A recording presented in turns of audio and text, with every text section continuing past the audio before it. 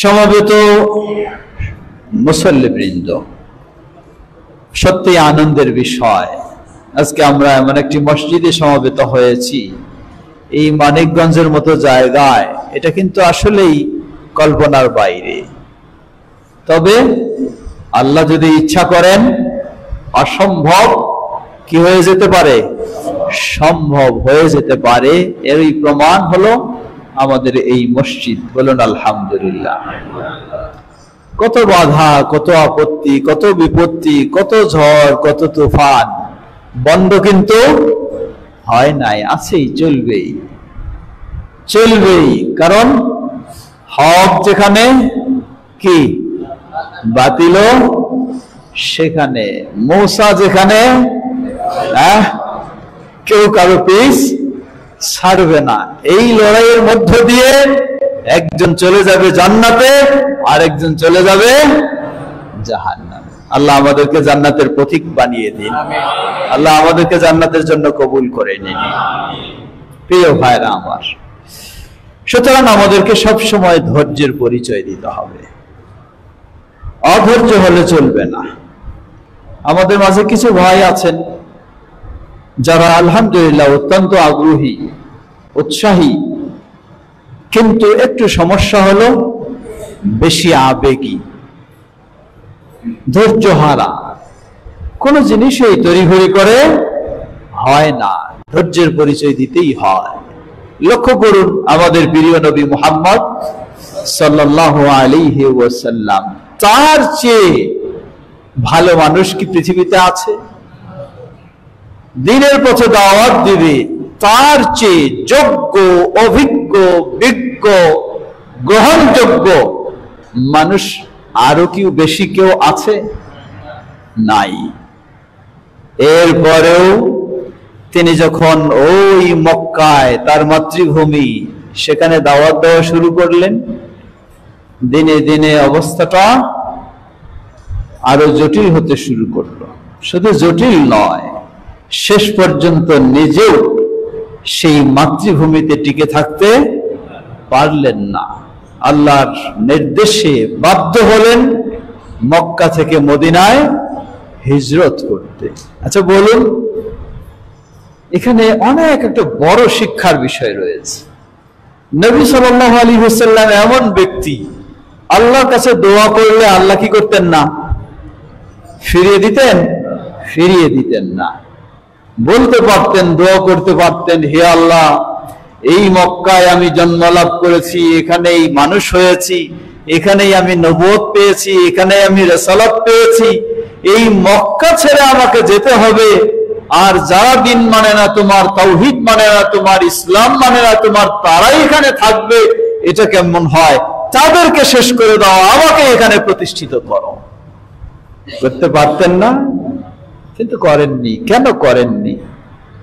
কেন এই বদদুয়া করেন নাই? এটাই বুঝতে হবে। নিশ্চয়ই এর মাঝেও কি রয়েছে? আমাদের জন্য শিক্ষা রয়েছে। সুতরাং নবী সাল্লাল্লাহু আলাইহি ওয়াসাল্লামের অবস্থা যদি এই হয়, তাহলে আপনার আমার অবস্থা তো আরো ভালো হবে না খারাপ হবে? আরো জটিল হইতে পারে। অস্বাভাবিক কিছুই না, আরো জটিল হতে পারে। সেজন্য বলবো না, বেশি অতি উৎসাহী হয়ে এমন কিছু দুর্ঘটনা ঘটানো যাবে না যা আমাদের আবার সামনের স্বপ্নকে কি করে দেয়? নষ্ট করে দেয়। এমন করা যাবে না। আপনাকে অবশ্যই সঠিক পথের উপর অটল থাকতে হবে, কিন্তু আপনাকে ধৈর্যের পরিচয় দিতে হবে। ধৈর্যের পরিচয় দিতে হবে। আমি কিছু শেষের দিকে একটু কথা বলবো আমাদের ভাইদেরকে কি কি চিন্তাগুলি রাখা দরকার এবং কি কি ভাবা দরকার, আমাদের অবস্থানটা কি হওয়া দরকার। বিশেষ করে আলহামদুলিল্লাহ মন্দের মধ্যে ভালো আছে। ইন্না মাআল উসরি ইউসরা। আল্লাহ বলেন নাই ইন্না বাদাল উসরি ইউসরা, মানে কঠিনের পরে সহজ। আল্লাহ এটা বলেন নাই। আল্লাহ বলেছেন মাআল উসরি ইউসরা, কঠিনের সাথে সহজ। আল্লাহ বলেছেন কঠিনের সাথে হলো সহজ। তো সারা জীবন সব যে কঠিনই থাকবে তা নয়, কঠিন ছিল, আল্লাহ সুবহানাহু ওয়া তাআলা একটু সহজ করে দিয়েছেন, তাই না? বলি আলহামদুলিল্লাহ, আল্লাহ সহজ করে দিয়েছেন। এইভাবে আলোচনা করার সুযোগটা হয়তো ছিল না। এই দিক থেকে জিজ্ঞাসা, এখানে কিসের আলোচনা হচ্ছে, এই দিক থেকে জিজ্ঞাসা, থানায় অনুমতি নিয়েছি কিনা, এই দিক থেকে জিজ্ঞাসা, এখানে কোন কোন ব্যক্তিরা আসতেছে, অনেক কঠিন ছিল। আল্লাহ সুবহানাহু ওয়া তাআলা কিছুটা হলেও সহজ করে দিয়েছেন, বলুন আলহামদুলিল্লাহ। তবে আবার এতটা বেহুশ হওয়া যাবে না, এই সহজেই যে থাকবে, আবার যে কঠিন আসবে না, এমনটাও ভুলে যাওয়া যাবে না। আপনাকে সেটাও খেয়াল রাখতে হবে, সেটাও খেয়াল রাখতে হবে। কারণ আজকে আফসোসের বিষয় হলো বড়, যে মানুষ ইসলামও চিনে না, মানুষ ইসলামও চিনে না। আপনাদের কাছে হলো কি, কাছে মানে এই পথেই লালন কি লালন শাহের কেন্দ্র তো এই সাইড দিয়ে যেতে হয়, কুষ্টিয়াতে না, এই দিক দিয়েই তো যেতে হয়, কাছেই। এখন মানুষ ইসলাম বলতে বুঝে লালন গীতি, ইসলাম বলতে বুঝে লালনের মতবাদ, ইসলাম বলতে বুঝে খাজার মতবাদ, ইসলাম বলতে বুঝে অমুক তমুক। যে এই মানুষেরা যদি ইসলাম নিয়েও আসে, তাহলেই বা আপনার সামনে ভালোর আশা আপনি কি পাবেন? ওই ইসলামকে আপনি মেনে নিতে পারবেন? ওই ইসলামকে আপনি পছন্দ করবেন? বা ওই ইসলামকে আপনাকে জান্নাতে নিতে পারে? কখনো নয়, কখনো নয়। এজন্য একদিকে অবশ্যই আমরা স্বস্তির নিঃশ্বাস ফেলব, তবে কখনো ভুলে যাওয়া যাবে না যে একেবারেই ফ্রি, আপনি স্বাধীন হয়ে গেছেন, যেমন ইচ্ছা তেমন চলবেন। সবসময় আপনাকে সতর্কতার সাথে চলার চেষ্টা করতে হবে।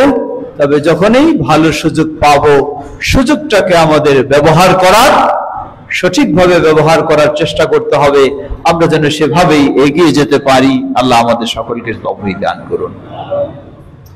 ছোট্ট একটি আয়াত পড়েছি, আল্লাহ সুবহানাহু ওয়া তাআলা সূরা আল-আনআম 151 নম্বর আয়াতে আমাদেরকে বেশ কিছু নির্দেশনা দিচ্ছেন।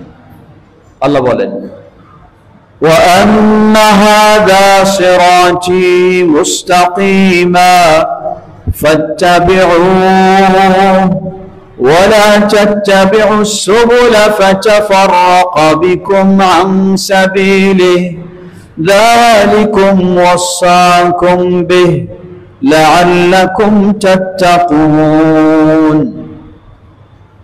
শাইখকে জিজ্ঞাসা করলাম যে আপনি জানি ভালো আলোচনা করেছেন, কিন্তু কি বিষয়ে আলোচনা করলেন? তিনি বললেন যে আমি আলোচনা রেখেছি আহলুস সুন্নাহ ওয়াল জামাতের বৈশিষ্ট্য, আহলুস সুন্নাহ ওয়াল জামাতের মানহাজের বৈশিষ্ট্য। আহলুস সুন্নাহ ওয়াল জামাআহ,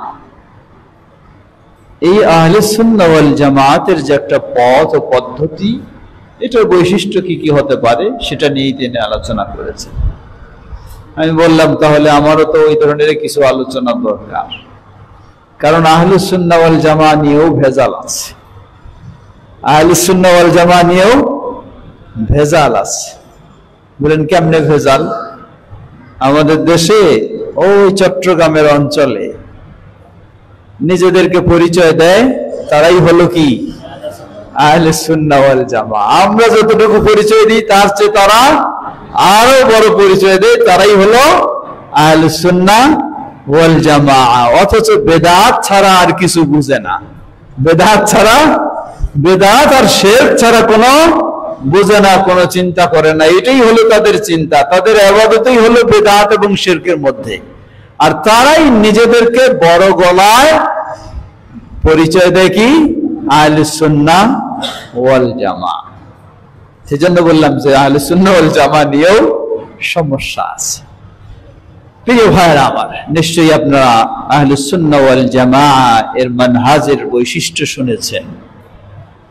শুধু বৈশিষ্ট্য শুনলেই যথেষ্ট নয়, আপনাকে চেষ্টা করতে হবে যেন ওই বৈশিষ্ট্যগুলি আপনার মাঝে আপনি নিয়ে আসতে পারেন। আল্লাহ আমাদের সে তৌফিক দান করুন। মানুষ অনেক সময় চমকে বেশি বিশ্বাসী হয়, কোন দিকে বেশি মানুষ দৌড়াচ্ছে সেই দিকেই দৌড়াতে চায়, কিন্তু হক এটার যে চমক কম, এটার যে জনবল কম, এটা মানুষ বোঝার চেষ্টা করে না। আল্লাহ সুবহানাহু ওয়া তাআলা নিজেও কোরআনুল কারীমে তুলে ধরেছেন এই বিষয়টি।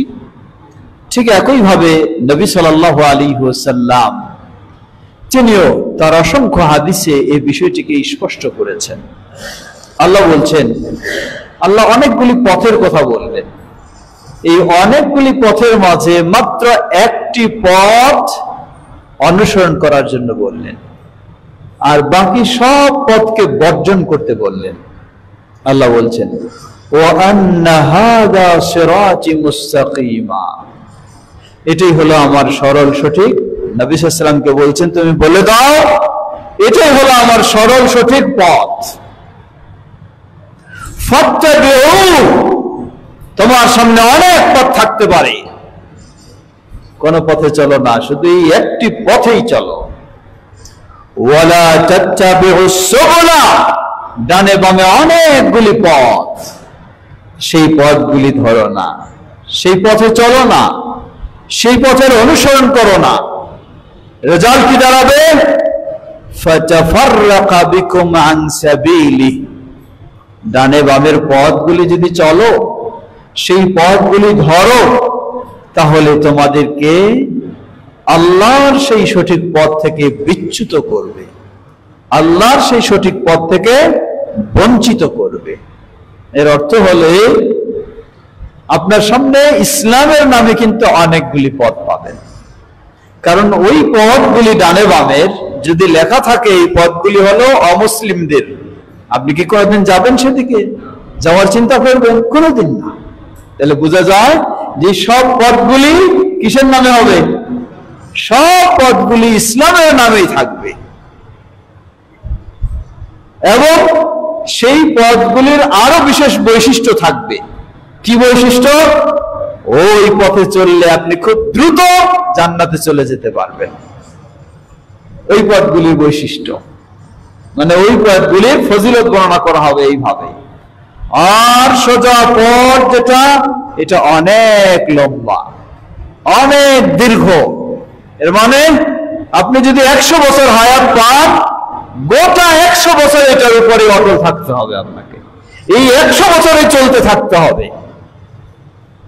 আর ডানে বামের পথগুলি বলে দিচ্ছে বেশি লাগবে না, 1 মাস আসলেই কি হয়ে যাবে?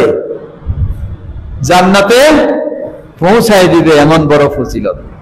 কিন্তু আল্লাহ সুবহানাহু ওয়া তাআলা সতর্ক করলেন, না, সাবধান, ওই ডানে বামের পথে যদি তুমি চলো, ফাতাফাররাকা বিকুম, তাহলে তোমাদেরকে আল্লাহর পথ থেকে বিচ্যুত করবে, সবটাই হারিয়ে যাবে, দুনিয়াও শেষ, আখিরাতেও শেষ, দিনও শেষ, আখিরাতেও শেষ। এই পথটার নামই হলো আহলুস সুন্নাহ ওয়াল জামাতের মানহাজ। এই পথটার নামই হলো আহলুল হাদিসের মানহাজ। এই পথটার নামই হলো সালাফি মানহাজ। সুতরাং প্রতিটি মানুষকে যে যেখানে থাকুক, যে যেই সময়ে থাকুক, সে যদি মুক্তি পেতে চায় তাহলে তাকে এই পথ ধরতেই হবে, এর বিকল্প কোনো পথ নেই, এর বিকল্প কোনো পথ নেই, এই পথ ধরতেই হবে। অনেকে আমাদেরকে বলে থাকে, এটাই যদি মুক্তির পথ হয় তাহলে আপনাদের বর্তমান তো সুযোগ এসেছে কোথায় যাওয়ার? পার্লামেন্টে যাওয়ার, রাষ্ট্রীয় ক্ষমতায় যাওয়ার সুযোগ এসেছে, আপনাদের কর্মসূচি কি? জবাব, আমাদের কর্মসূচি নবী মুহাম্মদ সাল্লাল্লাহু আলাইহি ওয়াসাল্লামের কর্মসূচি যা ছিল সেটাই আমাদের কর্মসূচি। বলুন আলহামদুলিল্লাহ। আমাদের ভিন্ন কোনো নতুন কর্মসূচি নাই। নবী সাল্লাল্লাহু আলাইহি ওয়াসাল্লাম যে কর্মসূচি রেখে গেছেন, কিয়ামত পর্যন্ত তার প্রতিটি অনুসারীরই সেই কর্মসূচি, আর এটাই হলো মুক্তির পথ, এর বাইরে নয়। এর বাইরে যদি হয় তাহলে আপনি আসলেই সঠিক পথ থেকে বিচ্যুত হয়ে যাবেন। কখন আপনি সঠিক পথকে হারিয়ে ফেলবেন তা বলার অপেক্ষা রাখে না। মানুষ এখন দেখেন ক্ষমতায় যাওয়ার জন্য কত রকমের বলিয়া ওড়াতে শুরু করছে। আপনারা খারাপও আর বলতে চায় না, সবাই ভালো। কি কাউরে খারাপও বলতে চায় না, সবাই ভালো। যেন কি পাওয়া যায়? দরকার হলো ভোট। কাউরে যদি বাছাই করা শুরু করি, আমি খারাপ বলি, এটা চলবে না, এটা চলবে না, তাহলে তো আমি কি পাবো না? ভোট পাবো না।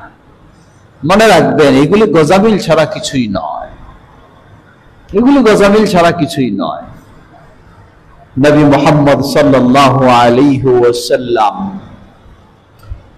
তিনি স্পষ্ট হাদিসে উল্লেখ করেছেন, তারাকতুকুম আলাল বাইদা লাইলুহা কানাহারিহা লা ইয়াযিগু আনহা ইল্লা হালিক।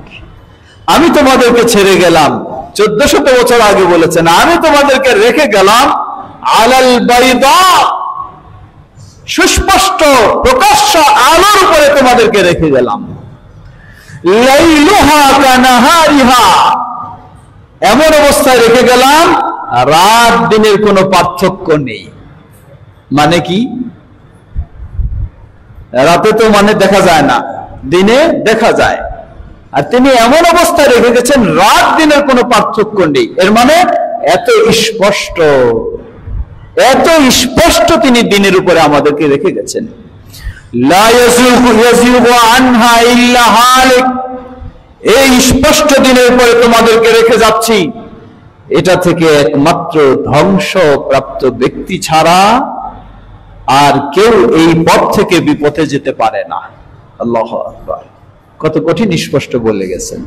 সুতরাং আপনার মডেল হতে হবে মুহাম্মদ সাল্লাল্লাহু আলাইহি ওয়াসাল্লাম। তিনি হলেন মডেল। জীবনের প্রতিটি ক্ষেত্রে আপনার ব্যক্তিগত জীবনটাকে গড়বেন, মডেল মুহাম্মদ সাল্লাল্লাহু আলাইহি ওয়াসাল্লাম। আপনার সামাজিক জীবনকে গড়বেন, মডেল মুহাম্মদ সাল্লাল্লাহু আলাইহি ওয়াসাল্লাম। আপনার রাষ্ট্রীয় জীবনকে গড়বেন, মডেলকে না এখানে বাইডেন নাকি এইখানেই হলো বিষয়। আপনি রাষ্ট্রীয় জীবনকে গড়বেন, সেখানেও মডেল হলেন মুহাম্মদ সাল্লাল্লাহু আলাইহি ওয়াসাল্লাম। যদি সেখানে গিয়ে মডেল চেঞ্জ করে ফেলেন, তখন বোঝা যাবে যে আপনি কতটুকু ন্যায়ের পথে আছেন না ভুল পথে আছেন, তখনই স্পষ্ট হবে। প্রিয় ভাইরা আমার, এই জন্য এখন আবার উল্টা প্রশ্ন করে, তাহলে আপনাদের রাজনীতি কর্মসূচি কই? আপনারা কি রাজনীতি স্বীকার করেন না? জবাব, অবশ্যই ইসলামে রাষ্ট্রনীতি রয়েছে, অবশ্যই স্বীকার করতেই হবে। ইসলাম যখন পরিপূর্ণ বলবো, তাহলে সেখানে ব্যক্তিগত যেমন রয়েছে, সামাজিক যেমন রয়েছে, অর্থনৈতিক যেমন রয়েছে, ঠিক একইভাবে রাষ্ট্রীয় রয়েছে, রাজনীতি রয়েছে। কিন্তু ইসলামী রাজনীতি আর পাশ্চাত্যের রাজনীতি কখনো এক হতে পারে না, এটা মনে রাখবেন। পাশ্চাত্যের রাজনীতির আবিষ্কারটাই হলো ইসলামকে প্রতিষ্ঠিত করা, নাকি? হ্যাঁ, কিয়ামত পর্যন্ত সম্ভব নয়। ইসলামকে দূর করা, ইসলামকে ধ্বংস করা, এটাই হলো সেটার লক্ষ্য উদ্দেশ্য। আর সেই নৌকায় পা দিয়ে যদি আপনি ইসলাম প্রতিষ্ঠা করতে চান, তাহলে মনে রাখবেন এটি কখনো সম্ভব হতে পারে না। হ্যাঁ, হতে পারে সম্ভব। কেমনে? তাহলে সম্রাট আকবরের দিন বানাই নিতে হবে। সম্রাট আকবরের দিন বুঝেন? দিন ইলাহি বুঝেন? কোরআন সুন্নাহর দিন নয়, দিন ইলাহি। এইটা বানাই নিতে হবে, তাহলে আপনি পারবেন, সব জায়গায় চলতে পারবেন। কিন্তু মুহাম্মদ সাল্লাল্লাহু আলাইহি ওয়াসাল্লামকে যদি মডেল গ্রহণ করে আপনি চলতে চান, রাষ্ট্রীয়ভাবে, রাষ্ট্রীয় ক্ষমতায়, রাষ্ট্রনীতিতে, রাজনীতিতে, তাহলে আপনি এইভাবে চলতে পারবেন না। এখন তাহলে আমি কি করব? সেই পর্যায়ে গিয়ে কি আমি ছাড় নিব? জবাব, একজন মুসলিম জীবনের শুরুতে যেমন বলে আশহাদু আল্লা ইলাহা ইল্লাল্লাহু ওয়াহদাহু লা শারীকা লাহু ওয়া আশহাদু আন্না মুহাম্মাদান আবদুহু ওয়া রাসূলুহু, জীবনের শুরুতে যেমন বলে, জীবনের শেষ পর্যন্ত তাকে এটাই বলতে হবে, ভিন্ন আর মডেল সে নিতে পারে না। ভিন্ন মডেল নিতে পারলে চাইলে সে কখনো আর সঠিক পথে থাকতে পারবে না। এজন্য রাসূল সাল্লাল্লাহু আলাইহি ওয়াসাল্লামের ব্যবস্থা হলো ব্যক্তি জীবন গড়া, ব্যক্তি থেকে পরিবার, পরিবার থেকে সমাজ, সমাজ থেকে রাষ্ট্র। এই ধারায় যাবে, উপর দিক থেকে নয়, নিজ দিক থেকে। ব্যক্তি মুসলিম যদি না হয়, আপনি রাষ্ট্র ইসলাম বানায় কি করবেন? আজকে বানাবেন, কালকে দেখবেন সবাই মিলে আপনার বিরুদ্ধে কি করবে? আন্দোলন শুরু করবে। তখন আপনি ভাববেন কি? তখন আপনি ভাববেন দুইটা, ক্ষমতা ছেড়ে দেব না জনগণের দাবি মেনে নিব। যদি বলেন যে না, ক্ষমতা তো ছাড়া যাবে না, তাহলে জনগণ যাই চায় তাই কি করতে হবে? মানতে হবে।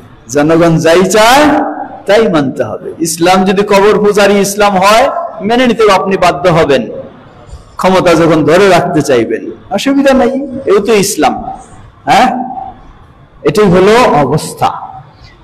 আহলুস সুন্নাহ ওয়াল জামাআহ বা সালাফি মানহাজ বা আহলুল হাদিস মানহাজ, তাদের কথা হলো পৃথিবীর যেই সময় হোক, যেই জায়গায় হোক, কখনো আমাদের নীতি পরিবর্তন হবে না, আমাদের মডেল পরিবর্তন হবে না।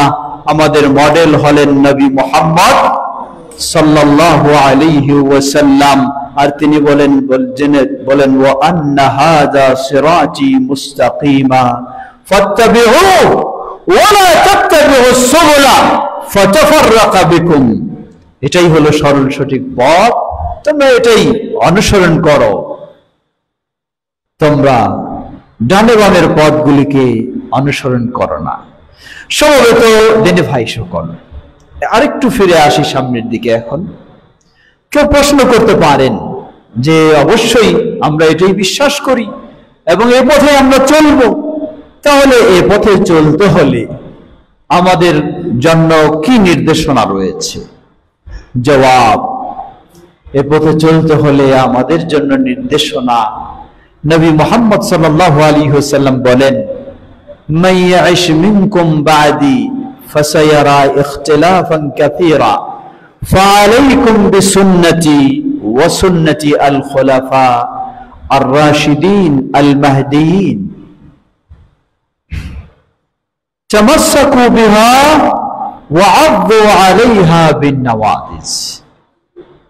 আল্লাহ রাসূল সাল্লাল্লাহু আলাইহি ওয়াসাল্লাম বললেন, জেনে রাখো, মান ইয়াইশ মিনকুম বাদি ফাসায়ারা ইখতিলাফান কাসীরা, তোমাদের মাঝে আমার পরে যারা বেঁচে থাকবে, ইসলামে অনেক মতভেদ দেখতে পাবে।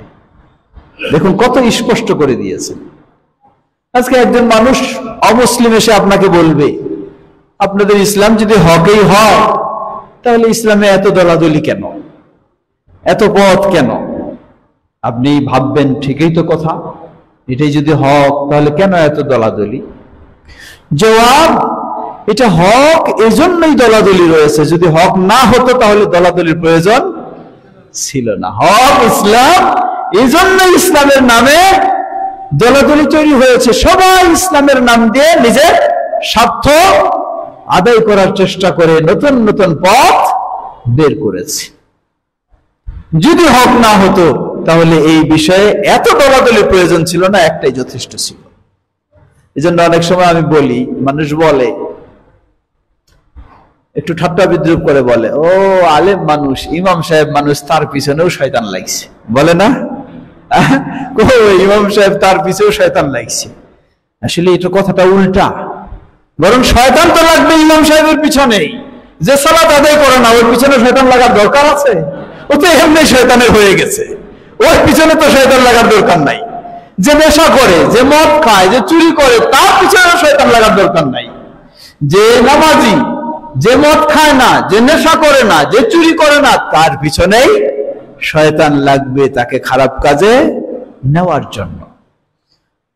প্রিয় ভাইরা আমার, সুতরাং আল্লাহ রাসূল সাল্লাল্লাহু আলাইহি ওয়াসাল্লাম তিনি তার ভবিষ্যৎবাণী নির্দেশনার মাঝে স্পষ্ট করেছেন মান ইয়াইশ মিনকুম বাদি ফাসায়ারা ইখতিলাফান কাসীরা, আমার পরে তোমাদের যারা বেঁচে থাকবে ইসলামের নামে অনেক মতভেদ দেখতে পাবে।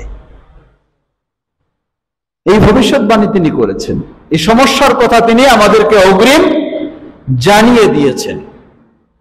তবে তিনি শুধু সমস্যার কথা বলেই আমাদেরকে শেষ করেননি, বিপদে ফেলেননি।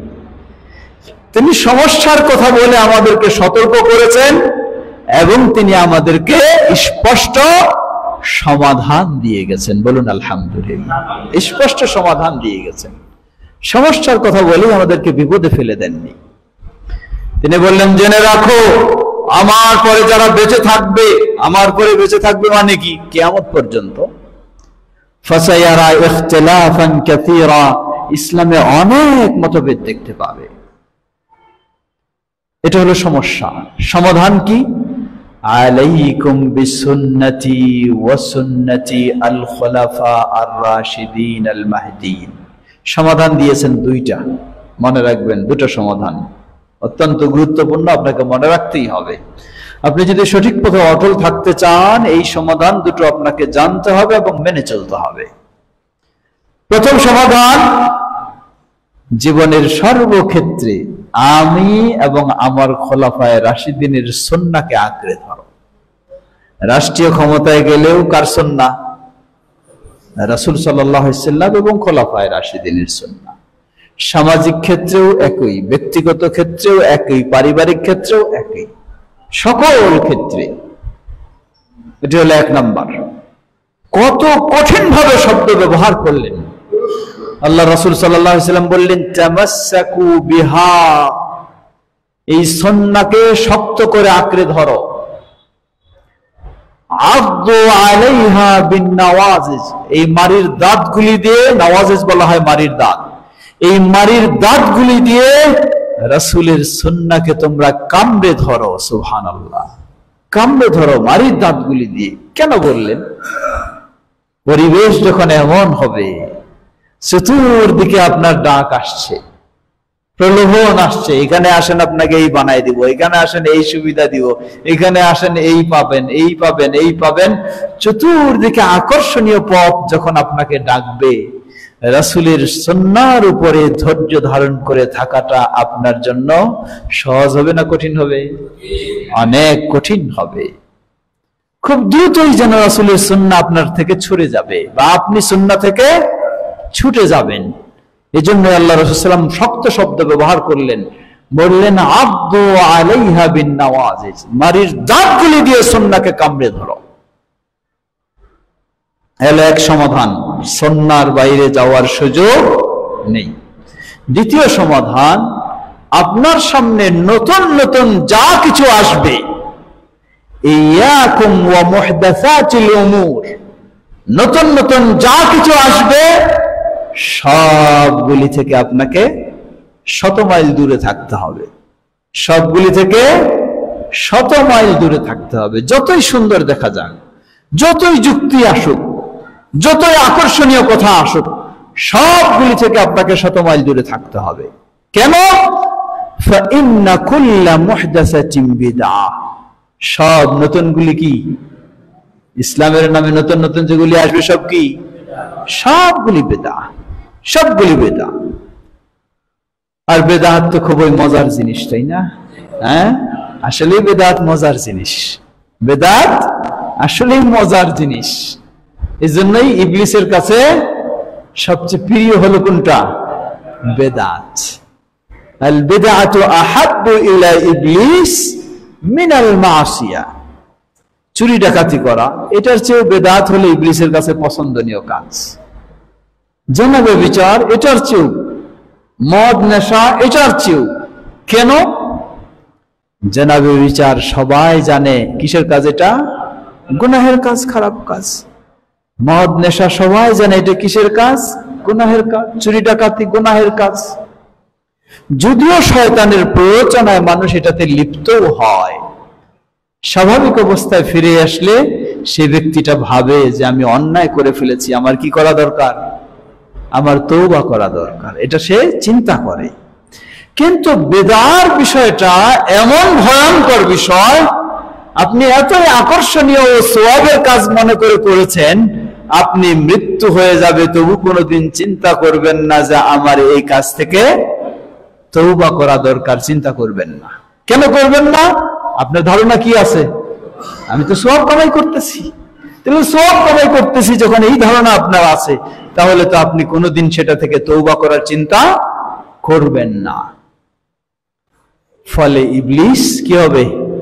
ইবলিস সফল হয়ে গেল, আপনাকে মৃত্যু পর্যন্ত গোমরাহি কাজের মধ্যে জড়িয়ে রেখে সেটার উপর দিয়ে আপনার মৃত্যু ঘটবে। ইবলিস সেখানেই সফল হবে। এজন্য ইমাম সুফিয়ান সাউরি রাহিমাহুল্লাহ বলেন, আল বিদআতু আহাব্বু ইলা ইবলিস, ইবলিসের কাছে এই বিদআ হলো অনেক পছন্দনীয়, অনেক প্রিয় জিনিস। এটার মাধ্যমে সে মানুষকে খুব দ্রুত দিন থেকে সরায় নিতে পারে, গোমরাহির দিকে নিতে পারে, জাহান্নামের পথে নিতে পারে। নবী সাল্লাল্লাহু আলাইহি ওয়াসাল্লাম এই মেম্বারে দাঁড়িয়ে 1400 বছর আগে বলেছেন, কুল্লু বিদআতিন দালালাহ, প্রতিটি বিদআতই হলো পথভ্রষ্টতা। ওয়া কুল্লু দালালাতিন ফিন্নার, আর সকল পথভ্রষ্টতাই হলো জাহান্নামে নিয়ে যাবে। এটি আমার কথা নয়, ভবিষ্যৎবাণী কার? নবী মুহাম্মদ সাল্লাল্লাহু আলাইহি ওয়াসাল্লামের। প্রিয় ভাইরা আমার, সুতরাং এই কঠিন সময়ে আপনার মাঝে, আপনার সামনে যখন চতুর্দিক থেকে ডাক আসবে, আপনি যদি হকের উপরে অটল থাকতে চান, তাহলে আপনার করণীয় কর্তব্য হলো, আপনাকে আল্লাহর রাসূল সাল্লাল্লাহু আলাইহি ওয়াসাল্লাম দুটি পথ দিয়েছেন, দুটি সমাধান দিয়েছেন। প্রথম সমাধান হলো সর্বাবস্থায় রাসূল সাল্লাল্লাহু ও খোলাফায়ে রাশিদিনের সুন্নাহকে আঁকড়ে ধরতে হবে। রাসূল সাল্লাল্লাহু আলাইহি ওয়াসাল্লাম ও খোলাফায়ে রাশিদিনের সুন্নাহ পরিপূর্ণ ইসলাম। সেখানে রাষ্ট্রীয় ক্ষমতা রয়েছে, সেখানে রাজনীতি রয়েছে, সেখানে সব রয়েছে। রাজনীতি বলতে এই প্রচলিত পাশ্চাত্যের স্বার্থবাদী রাজনীতি নয়, সেখানে জীবনের সব বিষয় রয়েছে। এই সুন্নাহকে আঁকড়ে ধরতে হবে। দ্বিতীয় বিষয়, ইসলামের নামে নতুন নতুন যা কিছু দেখবেন সবগুলি থেকে কি করবেন? সবগুলি থেকে আপনাকে বিরত থাকতে হবে। এটি হলো এই কঠিন পরিস্থিতি থেকে মুক্তির পথ। আল্লাহ আমাদের সেই পথের উপরে আমাদেরকে অটল থাকার তৌফিক দান করুন। প্রিয় ভাইরা আমার, এখন এই দুটো জিনিস আবার কেমনে চিনবেন? এজন্য দরকার আরো দুটো জিনিসের। রাসূলের সুন্নাহকে কেমনে চিনবেন? খোলাফায়ে রাশিদিনের সুন্নাহকে কেমনে চিনবেন? এজন্য প্রয়োজন আরো দুটো জিনিসের। আল্লাহ রাসূল সাল্লাল্লাহু আলাইহি ওয়াসাল্লাম সেটাও বলেন, তারাকতু ফীকুম আমরাইন লাম তাদিল্লু মা তামাসসাকতুম বিহিমা কিতাবাল্লাহি ওয়া সুন্নতি। আমি রেখে গেলাম তোমাদের মাঝে মাত্র কয়টি জিনিস? দুটি জিনিস।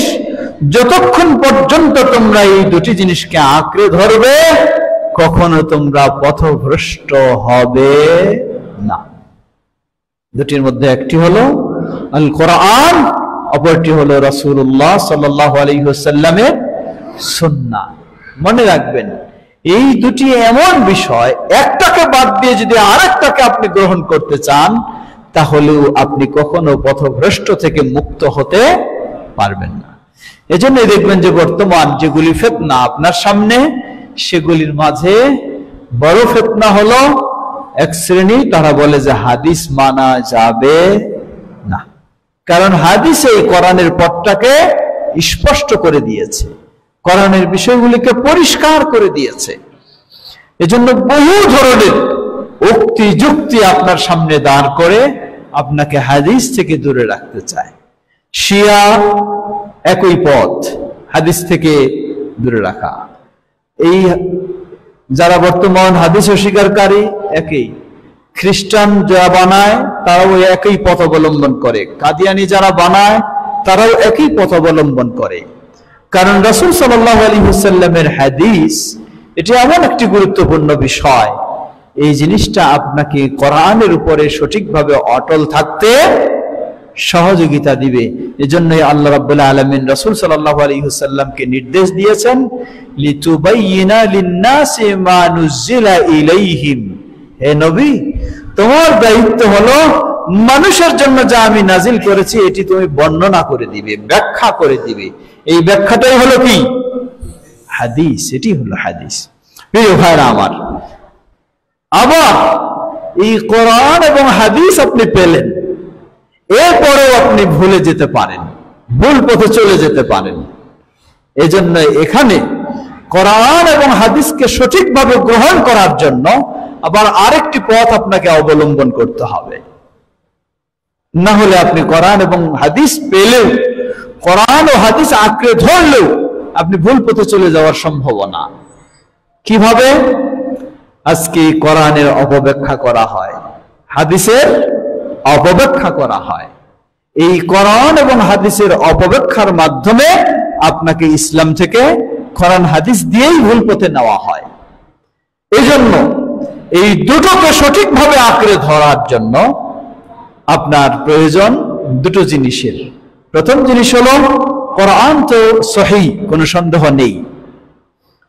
দ্বিতীয় জিনিস হলো হাদিস সহিহ হতে পারে, সহিহ নাও হতে পারে, তাই হাদিসের সহিহ নিশ্চিত হওয়া। আর দ্বিতীয় জিনিস হলো কোরআন এবং হাদিসকে বুঝবেন আপনি কার বুঝ অনুযায়ী? আমাদের বুঝ অনুযায়ী, তাই না? মুফতি সাহেবদের বুঝ অনুযায়ী, হ্যাঁ, বড় বড় স্কলারদের বুঝ অনুযায়ী না। কোরআন এবং হাদিস যাদেরকে কেন্দ্র করে এসেছে তাদের বুঝ অনুযায়ী আপনি কোরআন বুঝবেন, হাদিস বুঝবেন। এই কোরআন এবং হাদিস যাদের পরিবেশটাকে কেন্দ্র করে এসেছে তারা কারা? তারা হলেন নবী মুহাম্মদ সাল্লাল্লাহু আলাইহি ওয়াসাল্লামের সাহাবায়ে কেরাম। এমন কোন আয়াত নেই, এমন কোন হাদিস নেই যেগুলি সরাসরি সাহাবীদের অবস্থাকে কেন্দ্র করে আসে নাই, সব তাদেরকে কেন্দ্র করে। সুতরাং যাদেরকে কেন্দ্র করে সরাসরি কোরআন এসেছে, কোরআন এসেছে সমগ্র মানব জাতির জন্য, হাদিস এসেছে সমগ্র মানব জাতির জন্য, কিন্তু যাদেরকে কেন্দ্র করে, যাদের সময়ে, যাদের সামনে এসেছে তারা হলেন কারা? তারা হলেন সাহাবায়ে কেরাম। আর যেই শ্রেণীটা এই কোরআন এবং হাদিস নির্ভুলভাবে বোঝার সুযোগ পেয়েছেন রাসূলুল্লাহ সাল্লাল্লাহু আলাইহি ওয়াসাল্লামের কাছে, তারা কারা? তারাই হলেন সাহাবায়ে কেরাম। রাসূলুল্লাহ সাল্লাল্লাহু আলাইহি ওয়াসাল্লামের কাছে কোরআন এবং হাদিস সঠিকভাবে বোঝার আর কেউ সুযোগ পায়নি, সুযোগ পেয়েছেন শুধুমাত্র কারা? সাহাবায়ে কেরাম। এজন্য আপনাকে কোরআন এবং হাদিস বুঝতে হবে যেভাবে সাহাবায়ে কেরাম বুঝেছেন, তাহলে ইনশাআল্লাহ আপনি সঠিক বুঝ পাবেন, কোরআন হাদিসের উপর প্রতিষ্ঠিত থাকবেন, আর কোরআন হাদিসের মাধ্যমে সুন্নাহকে আপনি আঁকড়ে ধরতে পারবেন এবং বেদাত থেকে দূরে থাকতে পারবেন, আর এর মাধ্যমেই আপনি জান্নাতের পথে চলতে পারবেন ইনশাআল্লাহ। আলহামদুলিল্লাহ, জান্নাতের আলো চলে আসছে না? আলহামদুলিল্লাহ, এর মাধ্যমে আপনি চলতে পারবেন জান্নাতের পথে। আল্লাহ আমাদের সকলকে জান্নাতের পথে চলার তৌফিক দান করুন।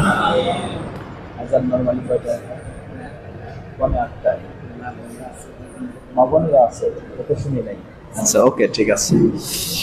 প্রিয় ভাইরা আমার, আমি আগে শুনি নাই, এখন জানলাম উপরে মা বোনেরাও আছেন। অনেক সময় মা বোনেরা একটু কষ্ট পান এবং আফসোস করেন। কি বলেন তারা? বলে যে আজকে যত আলোচনা হয়েছে আমাদের জন্য কিছুই বক্তব্য ছিল না। আচ্ছা বলুন তো, এতক্ষণ যে কথাগুলি আমরা বলেছি এগুলি তো শুধু পুরুষদের জন্য না, হ্যাঁ? এগুলি প্রতিটি মুসলিম নর ও নারীর জন্য, সবারই জন্য। তাই মা বোনদেরকে বলবো, আপনাদের জন্য একই বিষয়, বরং মা বোনেরা অনেক সময় একটু সহজ সরল মনের মানুষ, এই জন্য ভ্রান্ত চিন্তাগুলি অনেকেই টার্গেট নিয়ে মা বোনদের মাঝেই আগে বেশি ছড়িয়ে দেওয়ার চেষ্টা করে। কারণ তাদেরকে, একজন মাকে যদি বোঝানো যায় তাহলে কয়দিকে ঠিক করা যাবে? কয়েক দিকে ঠিক করা যাবে। একজন মাকে বোঝাতে পারলে ওই মায়ের যিনি স্বামী তাকে বোঝানো যাবে, ওই মায়ের যত সন্তান তাদেরকেও বোঝানো যাবে। এই জন্য টার্গেট নেয় বেশি মা বোনদেরকে। তাই মা বোনদেরকেও বলবো, বিষয়টি সকলের জন্য একই। আমরা যদি সঠিক ইসলাম জানতে চাই, সঠিক ইসলাম মানতে চাই, তাহলে আমরা যে কয়েকটি নীতিমালা উল্লেখ করেছি সেগুলির আলোকেই প্রথম হলো আপনি রাসূল সাল্লাল্লাহু আলাইহি ওয়াসাল্লাম ও খোলাফায়ে রাশিদিনের সুন্নাহকে আঁকড়ে ধরবেন, যেই অবস্থায় যেই পর্যায়ে আপনি যান না কেন। আর এটাকে আঁকড়ে ধরার জন্য আপনার প্রয়োজন কোরআন এবং সহিহ হাদিসের দলিলের আলোকে। আর কোরআন ও সহিহ হাদিসকে সঠিকভাবে বোঝার জন্য আপনাকে বুঝ নিতে হবে কার? সাহাবায়ে কেরাম যেভাবে বুঝেছেন সেভাবেই। এই বুঝটাকেই বলা হয় আল ফাহম আস-সালাফি, সালাফিদের বুঝ বা সালাফিদের মানহাজ, এটাকে বলা হয়। সুতরাং আমরা সবাই চেষ্টা করব, বিশেষ করে মা বোনদের এই ক্ষেত্রে বড় দায়িত্ব হলো মা বোনেরাই সন্তানদেরকে গড়ে তোলেন, সন্তানদেরকে সঠিক গাইড দেন, সঠিক শিক্ষা দেন। সুতরাং মা বোনদের দায়িত্ব হলো সন্তানদেরকেও নিজেও তিনি সঠিক আকীদার উপরে প্রতিষ্ঠিত থাকবেন এবং স্নেহের সন্তানদেরকেও সেভাবে সঠিক আকীদার উপরে গড়ে তুলবেন। প্রতিটি মা বোনের এ দায়িত্ব।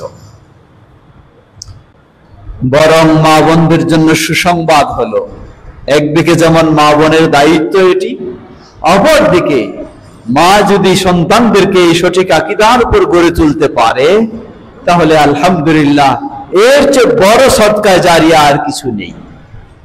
এই সন্তানেরা যখন বড় হবে, এদের মাধ্যমে আবারও মানুষ সঠিক দিন জানবে, দিন মানবে, দিনের পথে চলবে, তাদের সবার সওয়াব পাবেন মা বোনেরা। সুবহানাল্লাহ, তারাই পাবেন, কারণ তারাই এই গাইড দিয়েছেন তাদেরকে। সুতরাং এক্ষেত্রে মা বোনদের একটি বড় দায়িত্ব, বড় ভূমিকা থাকতে হবে।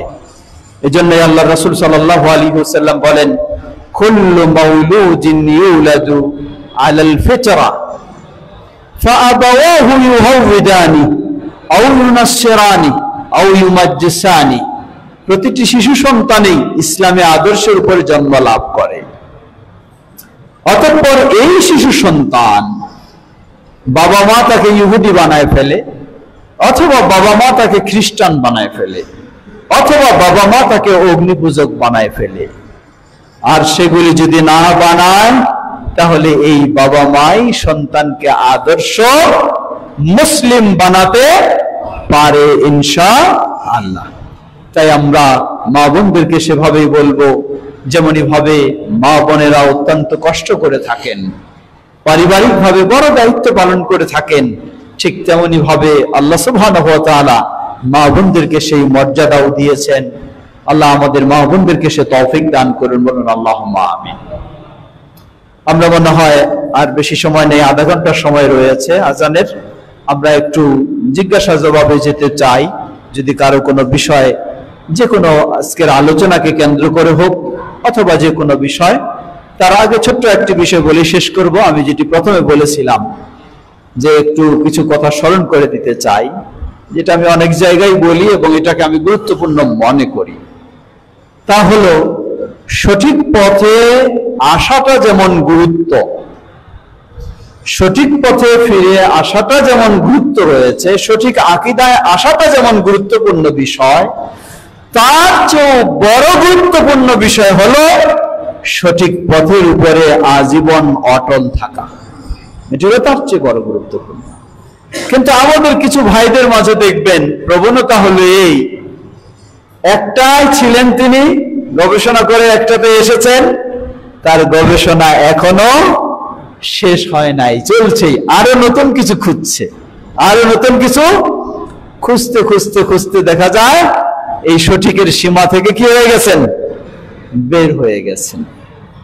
এই সমস্ত ভাইদের এত আবেগী এবং এত চিন্তা করেন তারা খালি ভুল খোঁজার সুযোগ করেন, ভুল খোঁজার চিন্তা করেন, আর ভুল খুঁজে গ্রুপিং তৈরি করার চেষ্টা করেন।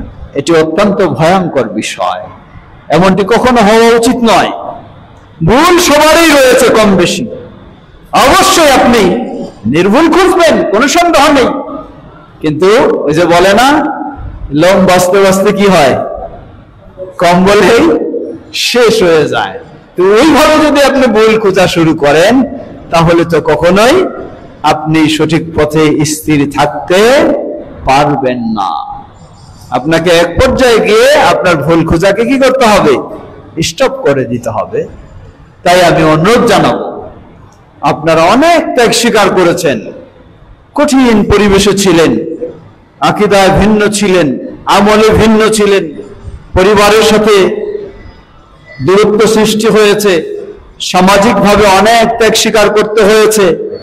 এরপরে আপনি নিজে যেন এই সঠিকের উপরে অটল থাকতে পারেন, সেই চিন্তাটি আপনাকে রাখতে হবে। আর আমাদের এই দাওয়াতকে যদি আমরা ছড়িয়ে দিতে চাই, তাহলে আমাদের প্রয়োজন পরস্পরে আন্তরিকতার সাথে ঐক্যবদ্ধ হয়ে আমাদেরকে কাজ করতে হবে। না হলে আমাদের অগ্রসর হওয়ার বিকল্প পথ নেই। আপনার চতুর্দিকে বাধা, চতুর্দিকে আক্রমণ, চতুর্দিকে আপনাকে টার্গেটে রাখা হয়েছে। সুতরাং এই পরিবেশে আপনাকে অবশ্যই ঐক্যবদ্ধ হয়ে চলতে হবে। চাই আপনারা এই নিয়ামত আলী জামে মসজিদের মুসল্লি হন অথবা যে জায়গায় হন, আপনাদের সবাইকে আমরা আহ্বান জানাবো, আসুন আমরা ঐক্যবদ্ধ হয়ে পরস্পরের প্রতি আন্তরিক হয়ে সহযোগিতা দিয়ে পরস্পরে আমরা সামনে এগিয়ে চলার চেষ্টা করব। আল্লাহ আমাদের সকলকে সে তৌফিক দান করুন। বাংলাদেশ জামিয়াত আহলে হাদিস সেই আহ্বানে সকলকে জানাচ্ছে, আমরা যেন সেভাবেই আমাদের সঠিক মানহাজের উপরে অটল থেকে, সঠিক পথ ও পদ্ধতির উপর অটল থেকে ঐক্যবদ্ধ হয়ে আমরা সামনে এগিয়ে যেতে পারি। তাহলে ইনশাআল্লাহ আমরা আশা করব খুব শীঘ্রই আমাদের দেশ সর্বত্র আমাদের এই দাওয়াতকে ছড়িয়ে দিতে পারবো। আর এই হকের দাওয়াত যখন ছড়িয়ে যাবে, মানুষ এটাকে গ্রহণ করবেই করবে ইনশাআল্লাহ। আল্লাহ আমাদের সকলকে পরস্পরের সহযোগিতা দিয়ে সে পথে অগ্রসর হওয়ার তৌফিক দান করুন। ছোট্ট একটি বিষয় স্মরণ করে দিই, আপনাদের পাশে খুব দূরে নয়, বাংলাদেশ জামিয়াত আহলে হাদিসের যে বিশাল ক্যাম্পাস সেই আশুলিয়া বাইপাইলে রয়েছে, সেখানে গড়ে উঠেছে international Islami university of science and technology, যে ইউনিভার্সিটিতে আল কোরআন এন্ড ইসলামিক স্টাডিজ, ঠিক অনেকভাবে computer science engineering, triple E engineering, BBA, মানে ইসলামী এবং টেকনোলজি উভয় সাইডেই সেখানে সুন্দর পড়ার পরিবেশ রয়েছে। আপনার কাছে এখান থেকে গিয়েও ক্লাস করে আসতে পারবে। তাই সামনেই যেহেতু এইচএসসির রেজাল্ট বা আলিমের রেজাল্ট হবে, আমাদের নতুন সন্তানদেরকে যারা এইচএসসি পাস করবে তাদেরকে আপনারা এই সংবাদ দেবেন। বিশেষ করে সামনে যে সেমিস্টার হতে যাচ্ছে সেটাতে যারা ভর্তি হবে তাদের জন্য নতুন হিসাবে ইউনিভার্সিটির পক্ষ থেকে অফার হলো 50% টিউশন বা ফি বা ইত্যাদির সবকিছু ডিসকাউন্ট রয়েছে। সেই আলোকে আপনাদের সকলকে আহ্বান জানাচ্ছি, আপনারা সকলকে এই সংবাদ জানিয়ে দিবেন ইনশাআল্লাহ। এবং সেখানে আমাদের রয়েছে মডেল মাদ্রাসা, মডেল মহিলা মাদ্রাসা। আমাদের সন্তানদেরকেও সেখানে যারা রয়েছেন আগ্রহী, সঠিক আকীদার, ভালো আকীদার এবং ভালো পড়ালেখার প্রতিষ্ঠান খুঁজেন, সেখানে আপনারা দেওয়ার চেষ্টা করবেন। বিশেষ করে যারা উত্তরার দিকে রয়েছেন সেখানেও তাদেরকে আপনারা সংবাদ জানাতে পারেন। উত্তরাও সেখানে আমাদের সেক্টর 14 জামিয়া মানারুত তাওহীদ কোরআন এবং সহিহ হাদিসের আলোকে মদিনা বিশ্ববিদ্যালয়ের সেই শিক্ষা কারিকুলামের আলোকে একটি সুন্দর আমাদের সম্পূর্ণ তত্ত্বাবধানে প্রতিষ্ঠান শুরু হয়েছে, সুন্দরভাবে চলছে। যারা ওই দিকে আছে তাদেরকেও আপনারা সেখানকার সংবাদ দিতে পারেন। আমরা যেন পরস্পরের সহযোগিতা দিয়ে, এই মসজিদ আপনাদের এখানে রয়েছে, আপনারাই হলেন এর প্রতিবেশী, আপনারাই হলেন এর মুসল্লি, এটাকেও যেন পারস্পরিক সহযোগিতা দিয়ে সামনের দিকে এগিয়ে যেতে পারি। আল্লাহ আমাদের সকলকে সে তৌফিক দান করুন। এখন আমরা সামান্য কিছু সময় আপনাদের জিজ্ঞাসা, আগে লিখিত হলে আমরা প্রাধান্য দেব। আচ্ছা আচ্ছা, এখানে কয়েকটা আমাদের ভাই বারাকাত তার পক্ষ থেকে আপনাদের জন্য কয়েকটা পুরস্কার রয়েছে। পুরস্কার নেবেন না আপনারা? হ্যাঁ, তবে শর্ত আছে। পুরস্কার হলো পরীক্ষা দিয়ে পুরস্কার নিতে হবে। যে আলোচনাটা হয়েছে এই আলোচনার মধ্য থেকে কিছু প্রশ্ন আসবে, সেই প্রশ্নের জবাব দিতে পারলে পুরস্কার রয়েছে।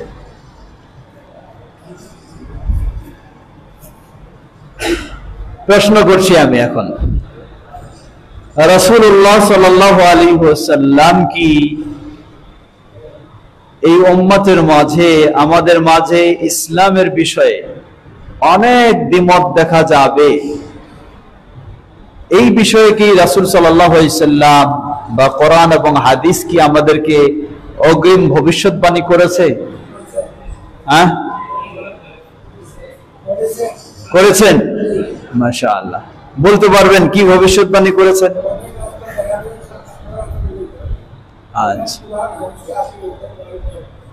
আচ্ছা, ধন্যবাদ। আমাদের বয়স্ক মানুষ তিনি প্রশ্নের জবাব দিয়েছেন। আল্লাহ কোরআনে বলেছেন যে অনেক পথ থাকবে, তার মাঝে কয়টা নিতে হবে? অনেক পথ মানে কি?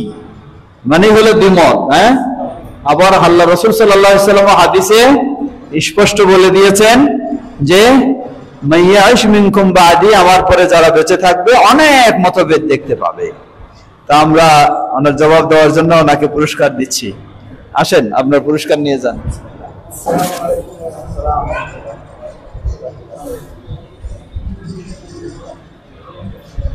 এবার দ্বিতীয় প্রশ্ন,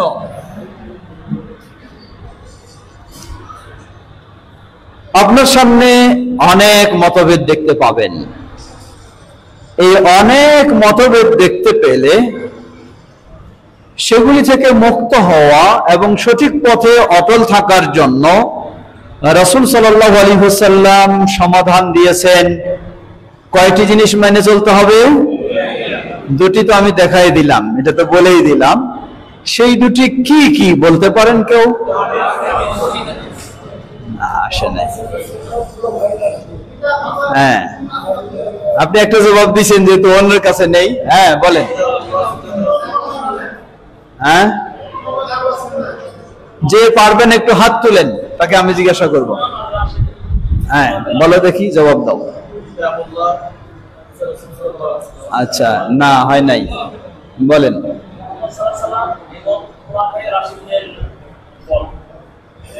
একটা হইল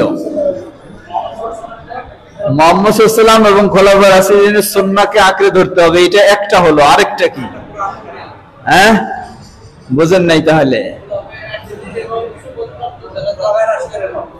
এটা তো একটা হইল, দুইটা তিনি। হ্যাঁ,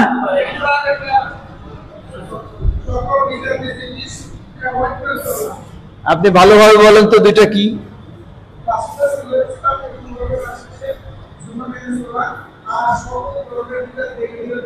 আহসান, ধন্যবাদ।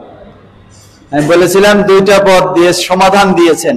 এক সমাধান হলো রাসূল সাল্লাল্লাহু আলাইহি ওয়াসাল্লাম ও খোলাফায়ে রাশিদিনের সুন্নাহকে আঁকড়ে ধরতে হবে। দ্বিতীয় সমাধান হলো ইসলামের নামে যত নতুন নতুন আবিষ্কার হবে সব থেকে কি করতে হবে? বিরত থাকতে হবে। ধন্যবাদ, আপনার পুরস্কার নিয়ে যান।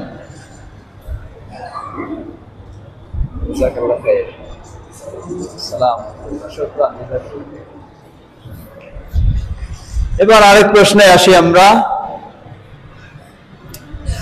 এই দুই পথ, যে এক হলো রাসূল সাল্লাল্লাহু আলাইহি ওয়াসাল্লাম ও খোলাফায়ে রাশিদিনের সুন্নাহকে আঁকড়ে ধরতে হবে, অপর হলো বিদআত থেকে বিরত থাকতে হবে।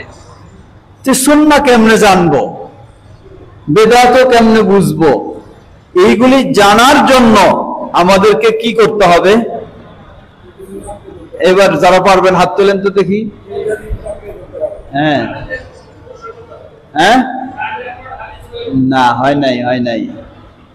এগুলি জানার জন্য দুটো জিনিস গ্রহণ করতে হবে। কি সেই দুইটা জিনিস? আহসান, ধন্যবাদ। এগুলি জানার জন্য আবার দুটো জিনিসের প্রয়োজন। এক হলো কোরআন, আরেকটা হলো কি? সহিহ হাদিস। না হলে আপনি সুন্নাহ বুঝতে, বুজুর্গের বইয়ে যদি খুঁজতে যান সুন্নাহ, কি পাবেন? সুন্নাহ পাবেন না বিদআত পাবেন? বিদআত পাবেন, সুন্নাহ পাবেন না। সুন্নাহ খুঁজতে হলে কোরআন এবং সহিহ হাদিসে। ধন্যবাদ, আপনার পুরস্কার নিয়ে যান।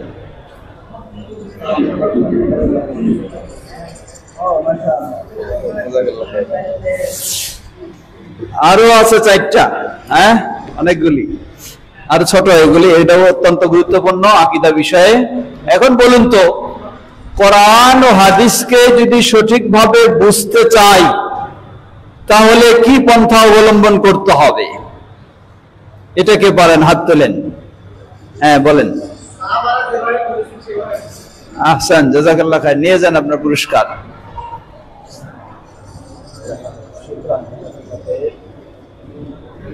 কোরআন এবং সহিহ হাদিসকে সঠিকভাবে বুঝতে হলে যাদের কাছে এই কোরআন এবং সহিহ হাদিস যাদের মাঝে নাজিল হয়েছে তারা যেভাবে বুঝেছেন, তারা কারা? তারা সাহাবায়ে কেরাম। এখন আরেকটা প্রশ্ন, আপনার সামনে অনেকগুলি পথ, সঠিক পথটা বেশি লম্বা না বেঠিক পথগুলি বেশি লম্বা? হ্যাঁ, এই তো সবাই জবাব দিলেন, তাইলে কারে প্রশ্ন দিব? সঠিক পথটা বেশি লম্বা, এটা সবাই জানেন, এতগুলি পুরস্কার নাই। এখন আরেকটা প্রশ্ন যাই আমরা।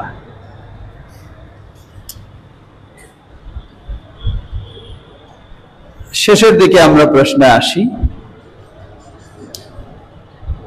আমরা সুসংবাদ জানিয়েছি যে নতুন ভাইয়েরা আসতেছেন, এটি অবশ্যই আনন্দের বিষয়, কিন্তু সেই ভাইদের জন্য আমরা পরামর্শ দিয়েছি, খালি নতুন পথে নতুন আকীদায় সহিহ আকীদায় আসলেই হবে না। কি করতে হবে? এক নাম্বার বলেন তো। হ্যাঁ, আসেন, আপনি আসেন। কি বলেছেন আপনি? কি বললেন? আহসান, আসেন, ধন্যবাদ। উনি সঠিক জবাব দিয়েছেন। সঠিক পথে শুধু আসলেই হবে না, সঠিক পথের উপরে অটল থাকতে হবে। ধন্যবাদ। দ্বিতীয় পরামর্শ দিয়েছি আমরা যে সঠিক পথে আসলেন, এসেই আবার চলে গেলে চলবে না, অটল থাকতে হবে, তাহলে সফল হতে পারবেন। সেই সাথে আরেকটা কাজ করতে হবে। কিভাবে চলতে হবে? কে জবাব দিতে পারেন? হ্যাঁ হ্যাঁ হ্যাঁ, না ওটা তো আছেই। কে পারেন বলতে? তুমি কি পুরস্কার পাইছো? হ্যাঁ, কি প্রশ্নের জবাব কি? না ওটা তো আছেই।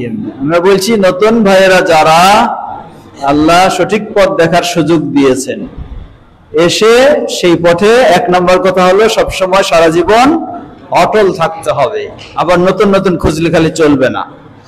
দুই নম্বর বলেছি কি? হ্যাঁ, কে পারেন? ধৈর্য তো ধরতেই হবে। কে পারেন? আমি বলেছি ভালোভাবেই, বিভক্তি বিচ্ছিন্ন থাকলে চলবে না, ঐক্যবদ্ধ হয়ে থাকার চেষ্টা করতে হবে। ভুলে গেছেন আপনারা। আচ্ছা, আবার ফিরে যাই অন্য আরেকটা প্রশ্ন। প্রশ্নের সময় তো শেষ হয়ে যাচ্ছে আমাদের। অন্য একটা প্রশ্ন রাখি, সেটি হচ্ছে এই মসজিদের বিষয়ে প্রশ্ন করি নাকি?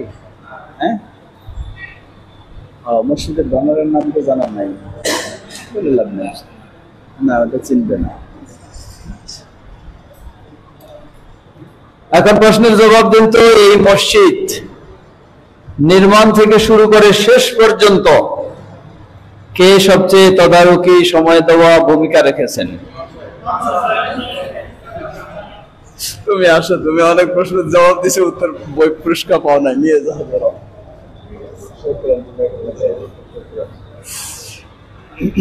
সর্বশেষ প্রশ্ন, শেষ পুরস্কার।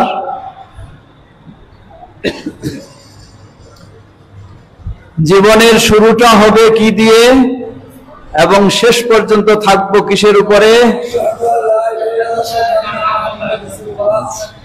আচ্ছা, এই জবাব দিয়েছে। শুরু হবে কি দিয়ে?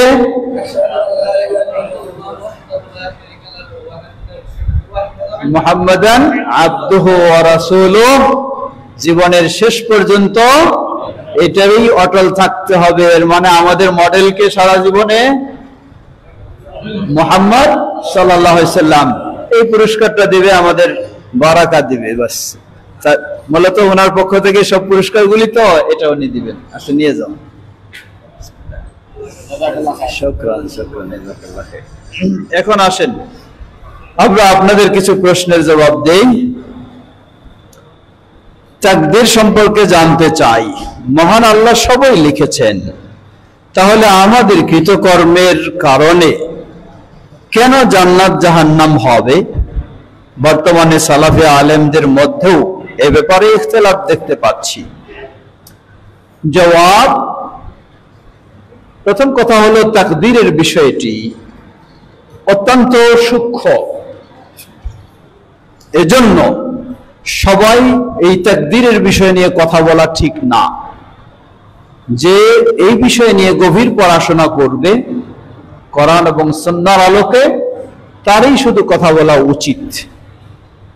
এখানে বলেছেন যে সালাফি আলেমদের মাঝে এ ব্যাপারে ইখতিলাফ। আসলে ইখতিলাফ ওটাই কারণে, পড়াশোনা কমতি থাকার কারণেই ইখতিলাফ হবে। জবাবটা হলো, প্রশ্ন ছিল মহান আল্লাহ সবই লিখেছেন, তাহলে আমাদের কৃতকর্মের কারণে কেন জান্নাত জাহান্নাম হবে? জবাব, আল্লাহ সুবহানাহু ওয়া তাআলা আমাদেরকে জাহান্নামের পথে যেতে বলেছেন না জান্নাতের পথে যেতে বলেছেন? আল্লাহ আমাদেরকে এই নির্দেশ দিয়েছেন জান্নাতের পথে যাওয়ার জন্য। আমরা যখন যাব না, তাই আমাদেরকে শাস্তি নিতে হবে জাহান্নামের। আর আমরা যখন যাব, তাই আমরা প্রতিদান পাবো কিসের? জান্নাতের। তাহলে আমাদের কৃতকর্মের কারণেই এই ফলাফলটা আসছে।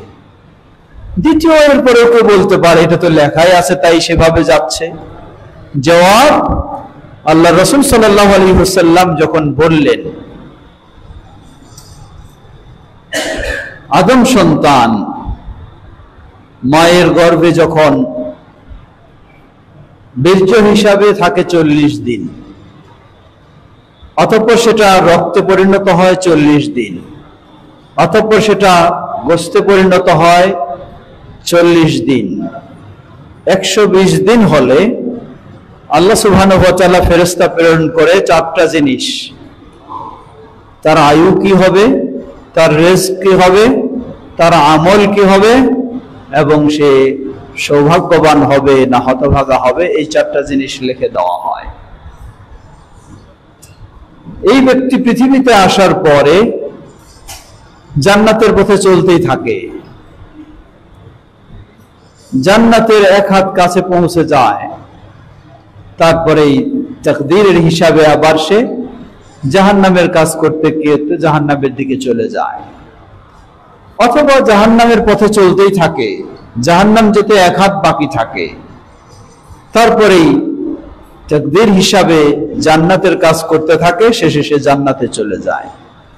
এই হাদিস যখন সাহাবীদেরকে বললেন, সাহাবায়ে কেরামও প্রশ্ন করলেন, যদি এটাই হয় তাহলে আমাদের আমলের বিষয় কি? রাসূল সাল্লাল্লাহু আলাইহি ওয়াসাল্লাম জবাব দিলেন, বললেন, জেনে রাখো কুল্লুন মুয়াসসারুন লিমা খুলিকা লাহ। আল্লাহ যাকে যেটার জন্য সৃষ্টি করেছেন সেটাই তার জন্য সহজ হবে। সেই হিসাবেই মানুষ করতে থাকে, চলতে থাকে। এখন প্রশ্ন হলো, তাহলে কি আল্লাহ আমাকে লিখে দিয়েই জাহান্নামী করে দিয়েছেন অথবা লিখে দিয়ে জান্নাতি করে দিয়েছেন? জবাব, এই জিনিসটি বোঝার জন্য বুঝতে হয় যে তাকদীরের স্তর হলো 4টা। ইলমুল্লাহ, কিতাবাতুল্লাহ, মাশিআতুল্লাহ ও খালকুল্লাহ। তাকদীরের বিষয়টা হলো 4 স্তর রয়েছে। প্রথম হলো ইলমুল্লাহ, আল্লাহ সৃষ্টির পূর্বেই সবকিছু সম্পর্কে জানেন, কে কি করবে, কে কোন পথে চলবে, কে কি চাইবে, সৃষ্টির পূর্বে আল্লাহ এটা জানেন। কিতাবাতুল্লাহ, আল্লাহর জানা অনুযায়ী সেটা কি করেছেন? লিখে রেখেছেন। তাহলে কি বোঝা গেল? লিখে রাখার মাধ্যমে বাধ্য করেছেন না, আল্লাহর জানা অনুযায়ী লিখে রেখেছেন। আল্লাহ আগে জানেন যে এটা এইভাবেই চলবে, আর লেখার পরে সেটা ছাড়া আর বাইরে যাইতে পারছে না। ও মাশিআতুল্লাহ, এরপরে হলো আল্লাহর ইচ্ছা। আল্লাহর ইচ্ছার অধীনে মানুষ, এর মানে মানুষের ইচ্ছা শক্তি কোনো কিছু আছে না নাই? অবশ্যই আছে। এক শ্রেণী বলে মানুষ হলো কাঠের পুতুল, যেমনে নাচায় তেমনে নাচে, মানুষের কি দোষ? এরা হলো জাবারিয়া বলা হয়। এটি আজকে নতুন কথা না, যদিও এই ভ্রান্তদের কথা, কিন্তু পূর্বে দল রয়েছে জাবারিয়া বলা হয় এদেরকে। এদের উল্টা হলো আরেক শ্রেণী, এরা বলে যে মানুষের স্বাধীনতা বলতে কিছুই নেই। আরেক শ্রেণী, তাদেরকে বলা হয় কাদারিয়া। এরা বলে যা করে মানুষ নিজেই করে, আল্লাহর এখানে কোনো হাত নাই। আহলুস সুন্নাহ ওয়াল জামাআহ বলে যে না, আমরা মধ্যমপন্থী, যা করে মানুষ স্বাধীনভাবেই করে, আল্লাহর কিছু হাত নেই এটাও বলবো না, আবার মানুষ কাঠের পুতুল এটাও বলবো না। অবশ্যই ভাগ্য নির্ধারণ রয়েছে, কিন্তু আল্লাহ সুবহানাহু ওয়া তাআলা এরপরেও মানুষকে ভালো মন্দ বাছাই করার ইচ্ছা শক্তি দিয়েছেন। তবে মানুষের ইচ্ছা শক্তি আল্লাহর ইচ্ছা শক্তির বাইরে নয়। আল্লাহ বলেন ওয়ামা তাশাউনা ইল্লা আইয়াশা আল্লাহ, আল্লাহ যা চায় তার বাইরে তোমরা কিছুই চাইতে পারো না। এটাও আবার লিমিটেড আছে, কিন্তু অবশ্যই মানুষের কি রয়েছে? ভালো মন্দ বাছাই করার আল্লাহ ইচ্ছা শক্তি দিয়েছেন। এটা হলো তৃতীয় স্তর। চতুর্থ স্তর হলো খালকুল্লাহ, আল্লাহর সৃষ্টি। সুতরাং আমরা বলবো মানুষকে আল্লাহ লিখে রাখার মাধ্যমে জান্নাতি আর জাহান্নামী বাধ্য করেননি। এটি মানুষ যেটা করবে আল্লাহ সুবহানাহু ওয়া তাআলা জানেন, সেই অনুযায়ী আল্লাহ সুবহানাহু ওয়া তাআলা লিখে রেখেছেন, সে তার গতিতেই চলছে। আল্লাহর নির্দেশ আসার পরেও মানে নাই, তাই আল্লাহ তাকে কি করছেন? শাস্তি দিচ্ছেন। আর মেনেছে, তাই আল্লাহ তাকে প্রতিদান দিচ্ছেন। আল্লাহু তাআলা আ'লাম। অন্য কারো জিজ্ঞাসা? জি।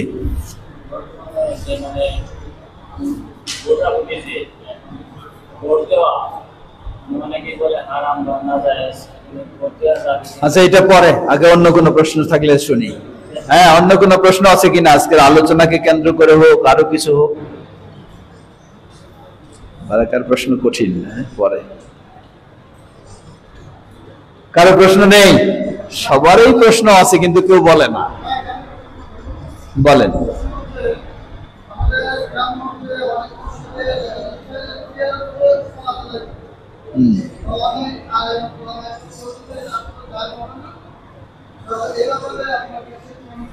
ধন্যবাদ। আমাদের ভাই প্রশ্ন করেছেন, মা বন্ধুর কাছে কোনো প্রশ্ন থাকলে আপনারা লিখে পাঠিয়ে দিতে পারেন। আমাদের ভাই প্রশ্ন করেছেন, আমরা অনেক মসজিদে দেখি কিছু মানুষ চেয়ারে বসে সালাত আদায় করে, আর এই বিষয়ে আলেমদেরও ভিন্ন ভিন্ন ফতোয়া শুনি। কেউ বলে চেয়ারে বসে সালাত আদায় করলে হবেই না, আবার কেউ বললে হবে। তাহলে সঠিক কোনটা? জবাব, আল্লাহ রাসূল সাল্লাল্লাহু আলাইহি ওয়াসাল্লাম বলেন, তুমি দাঁড়িয়ে সালাত আদায় করো, যদি না পারো তাহলে বসে, তা যদি না পারো তাহলে শুয়ে। তাহলে ইসলাম কি অক্ষম ব্যক্তিকে বসে সালাত আদায় করার অনুমতি দিয়েছে না দেয় নাই? দিয়েছে। এখন আসুন, ইসলাম যেহেতু বসে সালাত আদায় করার অনুমতি দিয়েছে, আপনি অক্ষম হলে বসে সালাত আদায় করবেন, এটি আপনার জন্য বৈধ। এখন বসবো কোথায়? চেয়ারে বসবো না ফ্লোরে বসবো? জবাব, কোনো সন্দেহ নেই, আপনি যদি ফ্লোরে বসে আদায় করতে পারেন সেটি হলো সবচেয়ে উত্তম, কোনো সন্দেহ নেই, এটি হলো সবচেয়ে ভালো। কিন্তু আপনাকে দেখতে হবে কাকে বসে পড়ার অনুমতি দিলেন। যে দাঁড়ায় পড়তে পারে না তাকে বসে পড়ার অনুমতি দিলেন। এখন যেই ব্যক্তি পা বাঁকা করে বসতে পারে না, তাহলে তার জন্য কি হতে পারে? এখন রোগ ইদানিং কি, হাঁটুর হাড় কারো বেড়ে গেছে, হাঁটুর হাড় কারো ক্ষয় হয়ে গেছে, তাই হাঁটুটাই কি করতে পারে না? বাঁকা করতে পারে না। তো বাঁকা করে বসলে তো বাঁকা করতে হবে। তাহলে এই ধরনের যদি কারোর সমস্যা হয়, তাহলে তিনি কি করবেন? বসতেই পারছেন না, এখন মসজিদে এসে শুয়ে যাবে, এটা তো খারাপ দেখায়, এটা তো হয় না।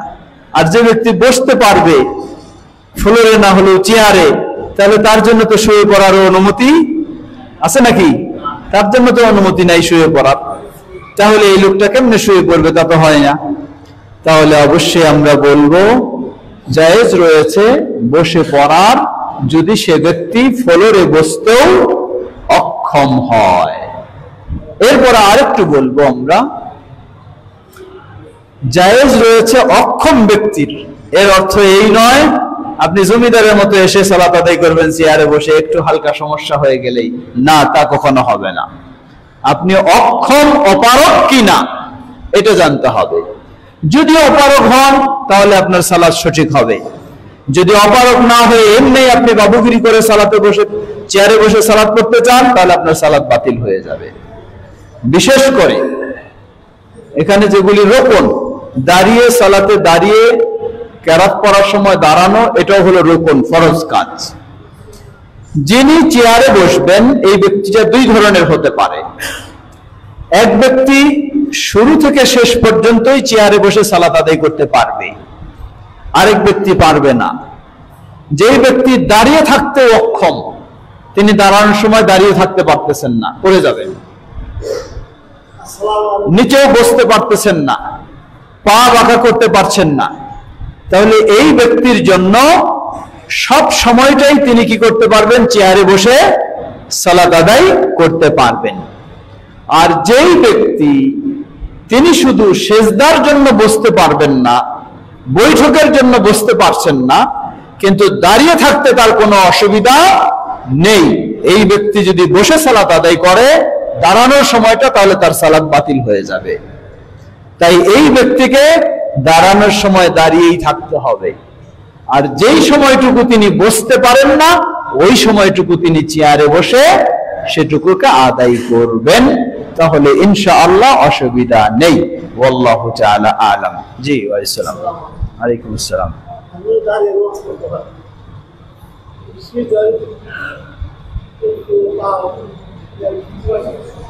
পারেন না?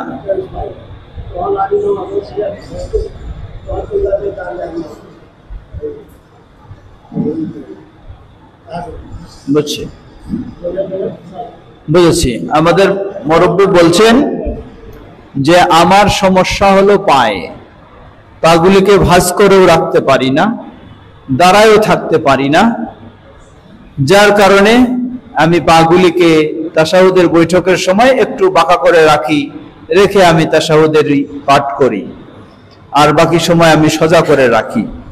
আমার করণীয় কি? জবাব, আপনার জন্য করণীয় হলো, যেহেতু আপনি পা ভাঁজ করে রাখতে পারছেন না, বসতেও পারছেন না, আপনি যদি চেয়ারে বসে পড়তে চান তাহলে আপনার জন্য জায়েজ রয়েছে। আর যদি এখন আপনি যেভাবে বসেছেন কিবলার দিকে পা দুটি সোজা করে দেবেন, দিয়ে কিবলামুখী হয়ে বসবেন, কোনো অসুবিধা নেই। এই অবস্থায় আপনি হাত বাঁধার কাজ শেষ করবেন, এই অবস্থায় আপনি রুকু করবেন, এই অবস্থায় আপনি সেজদা করবেন। রুকুর জন্য যতটুকু হালবেন, মাথাটাকে বাঁকা করবেন, সেজদার জন্য তার চেয়ে একটু বেশি বাঁকা করবেন, আর ইশারায় আপনি দোয়া পাঠ করতে থাকবেন। দাঁড়িয়ে পড়তে পারেন? ও হ্যাঁ, রুকুও করতে পারেন, খালি পাগুলি বাঁকা করে বসতে পারেন না। বুঝেছি। উনি বললেন দাঁড়িয়ে পড়তে পারি, কিন্তু সেজদার জন্য বা বৈঠকের জন্য পাগুলিকে বাঁকা করতে পারি না। একটু আগে আমি যেটা বলছি যে পা হাঁটু বাঁকা করা অনেকেরই এই রোগ অসম্ভব হয়। তাহলে আপনার জন্য দুটো পরামর্শ। এক হলো দাঁড়িয়েই আপনি সালাত আদায় করবেন, রুকু পর্যন্ত করবেন, সেজদার সময় আপনি চেয়ারে বসে সেজদা এবং বৈঠকের কাজটা করতে পারেন। এটা হলো এক। দুই, যদি আপনি চান, এখন যেভাবে আপনি দেখালেন সেজদার সময় আপনি পাগুলিকে সোজা করে দিয়ে ইশারায় সেজদা করবেন, তাহলে সেটাও আপনি করতে পারেন, কোনো অসুবিধা নেই। জি, এভাবে হাতগুলি হাঁটুর উপরে থাকলো, আপনি শুধু রুকুর জন্য যতটুকু হালা মাথাটাকে নিচু করবেন, সেজদার জন্য একটু বেশি করবেন, কিন্তু সামনে কোনো টেবিল বা বালিশ রেখে সেজদা দিবেন না। জি না, এভাবেই থাকবেন। তাশাহুদের জন্য আপনাকে উঠাতে হবে না, এভাবেই থাকবেন আপনি। হ্যাঁ,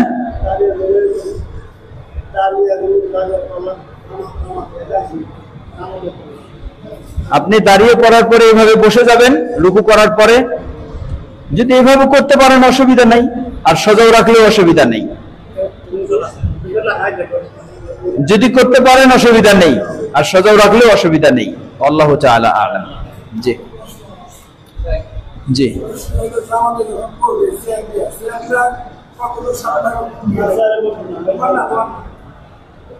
মানে আরেক প্রশ্ন করেছেন, যদি জামাতে দাঁড়াই তাহলে তো চেয়ার থাকবে, এখন চেয়ারটা কেমনে থাকবে? জবাব, চেয়ার থাকবে এর নিয়ম দুই ভাবে। আগেই বলেছি, যেই ব্যক্তিটা গোটা সালাতটাই চেয়ারে বসে পড়বেন, তার চেয়ারের পিছনের খুঁটিগুলি হবে মানুষের গোড়ালি বরাবর, যাতে তার পিঠটা মানুষের পিঠের সমান হয়। পিছনের খুঁটিটা হবে কাতার বরাবর, সামনের খুঁটিগুলি সামনে, যে ফুল টাইমটা বসে থাকবে। আর যিনি প্রথম অংশ দাঁড়িয়ে থাকবেন অতঃপর বসবেন, তিনি মানুষের সমানভাবে কাতারে দাঁড়াবেন, চেয়ারটাকে পিছনে রাখবেন। এজন্য তিনি এক সাইডে দাঁড়াবেন। তার পিছনে হয়তো বলবেন যে চেয়ার থাকলে তো পিছনে আর একটা সেজদা দিতে পারবে না, অসুবিধা নাই, চেয়ার আছে তাহলে তো ওখানে আর দাঁড়ানোর প্রয়োজন নাই। এই জন্য উনি মাঝে দাঁড়াবেন না, উনি দাঁড়াবেন এক সাইডে, যাতে পিছনে একজন ওখানে না দাঁড়ালেও কোনো অসুবিধা নেই। জি, আল্লাহু আ'লাম। জি।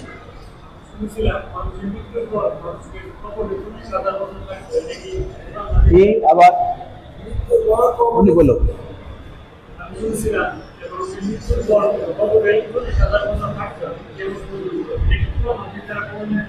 আমাদের ভাই প্রশ্ন করেছেন যে মানুষের মৃত্যুর পর শুনেছি কবরে 40,000 বছর থাকতে হয়, এটি কি কোরআন সুন্নাহয় প্রমাণিত? জবাব, না, এই ধরনের 40,000 বছরের কথা কোরআন সুন্নাহয় প্রমাণিত নয়। কারণ কবরের জীবনটা হলো মানুষের মৃত্যুর পর থেকে শুরু করে যেই দিন পুনরুত্থানের জন্য সিংহায় ফুৎকার দেওয়া হবে, সেই দিন পর্যন্ত এটা হলো কবরের জীবন। ওয়া মিন ওয়ারাইহিম বারযাখুন ইলা ইয়াউমি ইউবআতুন, কিয়ামতের মাঠে ওঠানো পর্যন্ত, মৃত্যুর পর থেকে এই সময়টাই হলো কবরের জীবন। কারো 40,000 বছরের বেশিও হতে পারে, কারো 40,000 বছরও হতে পারে, কারো কমও হতে পারে। অতএব 40,000 বছর থাকতেই হবে এমন কথা নয়। আল্লাহু আ'লাম।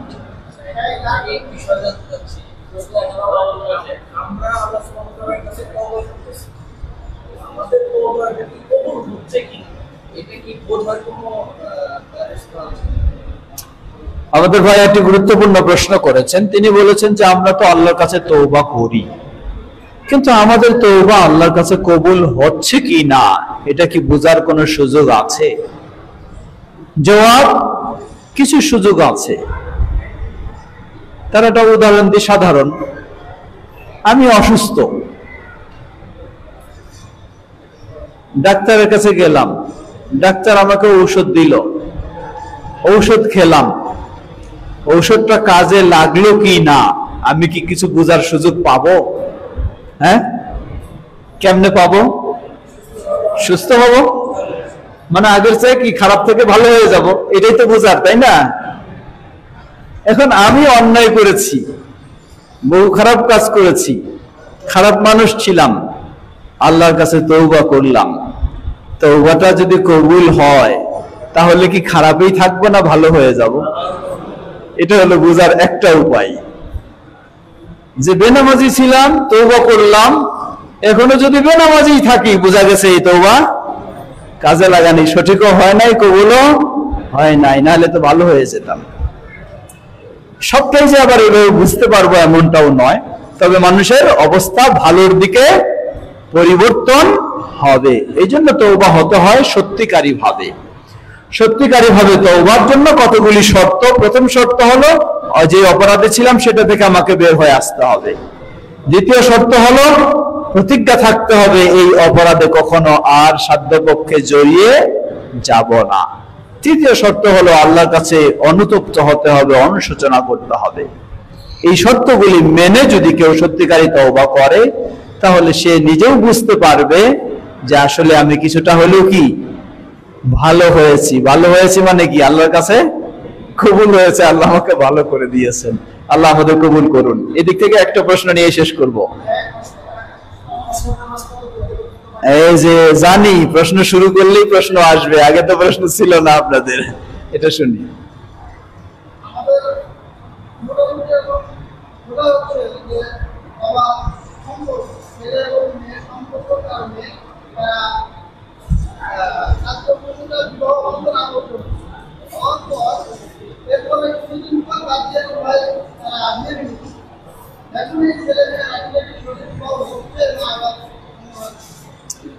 ধন্যবাদ। আমাদের ভাই প্রশ্ন করেছেন, আমরা দেখছি ইদানিং দিনে দিনে আমাদের ছেলে মেয়েরা পাশ্চাত্যের আচার আচরণে গড়ে ওঠার কারণে, সেই স্বভাবে চলে যাওয়ার কারণে অবৈধ সম্পর্কের মাধ্যমে বিয়ে শাদী হচ্ছে।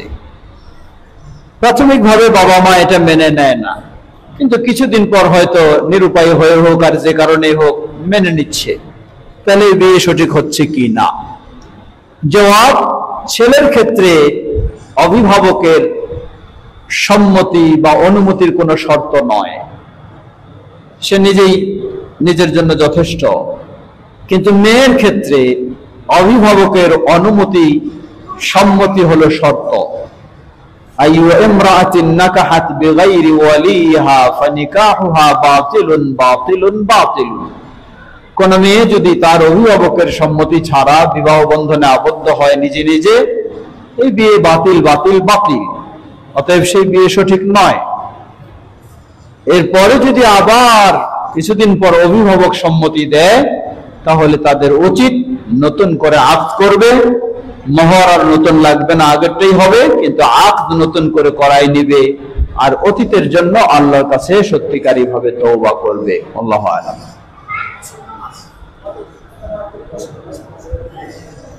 কত দূর গেলে? আমাদের ভাই প্রশ্ন করেছেন যে কত দূর গেলে কসর করব। জবাব, এক্ষেত্রে বিশিষ্ট ইসলামী ব্যক্তিগণ বিভিন্ন মতামত ব্যক্ত করেছেন। মূলত এই মতামতের কারণ হলো আল্লাহ রাসূল সাল্লাল্লাহু আলাইহি ওয়াসাল্লাম থেকে স্পষ্টভাবে কোনো সীমারেখা উল্লেখ করেননি যে এত দূর গেলে কসর হবে, যার কারণে এই মতামতগুলি বিভিন্ন ইঙ্গিত সূচক দলিল থেকেই হওয়ার কারণে বিভিন্ন মতামত রয়েছে। তো এই ক্ষেত্রে আমরা মনে করি নিজের এলাকা ছেড়ে যত দূর গেলে মনে হবে আমি সফরে চলে গেছি, তাহলে আমার জন্য কসর পড়া জায়েজ হবে। জি, আল্লাহু আ'লাম। আপনার প্রশ্ন শেষ, বলেন। জি, কাছে আসেন, শুনতে পাচ্ছি না।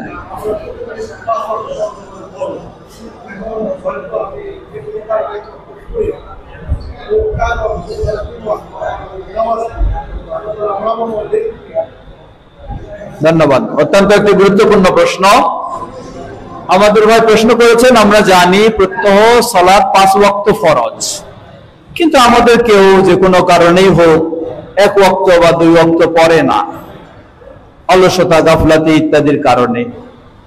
তাহলে 3 বা 4 ওয়াক্ত যে আমি পড়ি, আল্লাহ কি আমাকে নামাজি হিসাবে গণ্য করবেন কি না?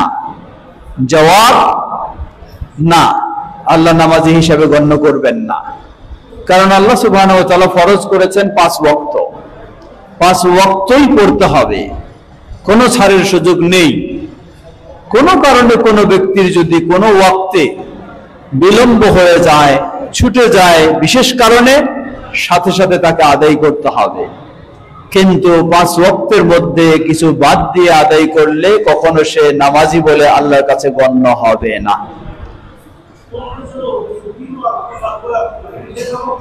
হ্যাঁ হ্যাঁ হ্যাঁ, না, লেখা হবে না, তিনি নামাজি হিসাবেই গণ্য হবেন না। জি, বাদ। আল্লাহু তাআলা আ'লাম। এখানে আজকে শেষ করি।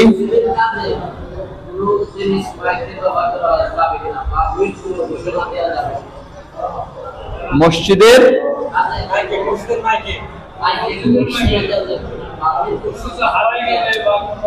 আমাদের ভাই প্রশ্ন করেছেন মসজিদের জিনিস বা মসজিদের মাইক বাইরের অন্য কোনো কাজে ব্যবহার করা যাবে কি না। জবাব, মসজিদের জিনিসগুলি সবই মসজিদের জন্যই ওয়াকফ করা, তাই এগুলি সাধারণত বাইরের কারো ব্যক্তিগত কাজে ব্যবহার করা জায়েজ নেই।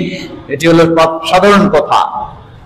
দ্বিতীয় কথা হলো, এই মসজিদের কোনো মুসল্লি যদি মারা যায় আর এখানেই জানাজা হবে, তাহলে ওই ব্যক্তির মৃত্যুর খবর সাধারণভাবে 1-2 বার মুসল্লিদেরকে মসজিদের মাইকে বলাতে অসুবিধা নেই। এটা মনে রাখবেন।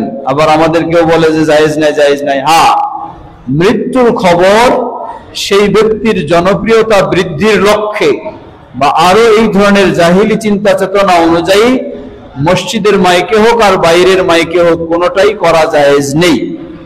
কিন্তু যাদের মাঝে থাকে প্রতিবেশী মুসল্লি, এদেরকে শুধু মৃত্যুর খবর দেওয়ার জন্য 1-2 বার বলাতে অসুবিধা নেই।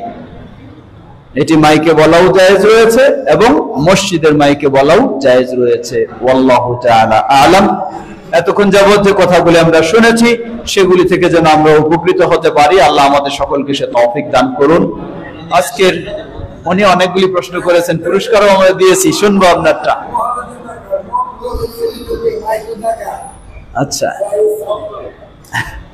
সম্পূরক প্রশ্ন, মক্তবের ছেলেদেরকে মাইকে ডাকা জায়েজ কিনা? মক্তবটা কি মসজিদে হয় না বাইরে হয়? মক্তবটা কি মসজিদের অধীনে না বাইরে? তাহলে তো এই মক্তবের জন্য ডাকাটা এক প্রকার মসজিদেরই একটা কাজের মধ্যে হয়ে গেছে।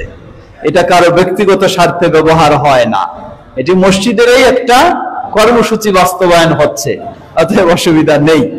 আল্লাহু তাআলা আলাম। যারা সুন্দর আয়োজন করেছেন এবং আপনারা যারা অংশগ্রহণ করেছেন, আল্লাহ আমাদের সকলকে জাযায়ে খায়ের দান করুন।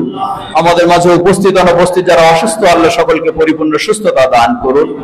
যারা বিভিন্নভাবে বিপদগ্রস্ত, আল্লাহ সকলকে বিপদ থেকে মুক্তি দান করুন। আমরা যেন সকলে পরস্পরের সহযোগিতা দিয়ে সামনে এগিয়ে যেতে পারি, আল্লাহ আমাদের সকলকে সে তৌফিক দান করুন।